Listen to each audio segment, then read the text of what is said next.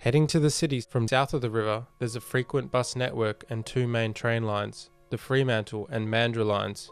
Perth has no tram lines. Every weekday morning, commuters drive to catch one of these train lines, but it's a race for limited parking spots. With the lack of housing density around Perth's train lines and few parking options, the city's planning seems to have fallen behind its growth. Those who don't make the chase are left with limited options, many with no choice but to pay a fine or create their own parking spot. Notably, Subiaco is leading the way with some of the best progressive density around its train station, and its tree canopy is considered one of the better ones in the metro area.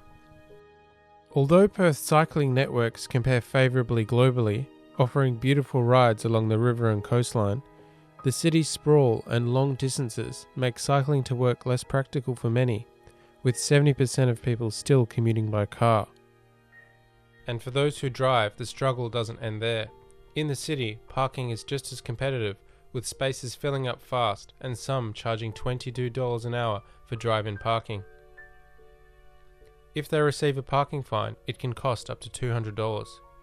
This is the result of a car-dominated city, so for the world's longest city, industries such as car parks, dealerships, and insurance companies can profit from the city's overcrowded, underplanned infrastructure.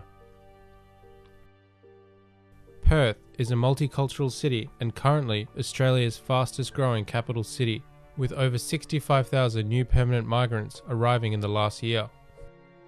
Walking through the city, you'll find a rich array of Asian restaurants such as the Indian Salma, Nepali Dabati, Korean Palsok, and the beloved Chinese Billy Lee's, reflecting the diversity that has shaped the city's culture. Since Australia opened its doors to more diverse migration after the 1970s, immigration has played a crucial role in the country's economic growth. But with the city's increasing population, why does the government continue to focus on expanding outward instead of developing more diverse, higher density housing options? Because people live so far from the city, it has primarily become a place for work. In the mornings, people rush to the city from their distant suburbs, sometimes taking hours to get there. After the workday ends, they quickly head back home, retracing their long journey home.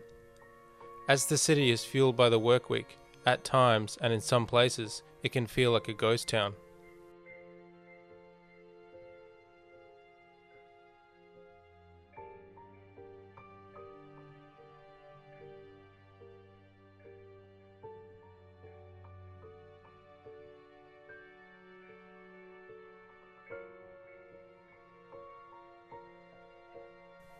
Walking through the city, the signs of decline are evident.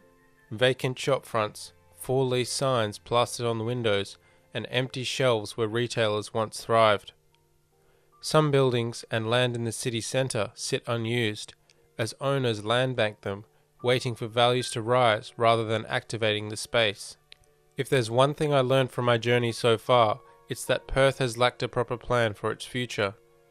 To have a plan, we need a strategy, and to have a strategy, we need research. I met with Paula, the CEO of the Committee for Perth, an independent, apolitical organisation advocating for the city's livability, to discuss the latest findings in their recent Perth 2050 report.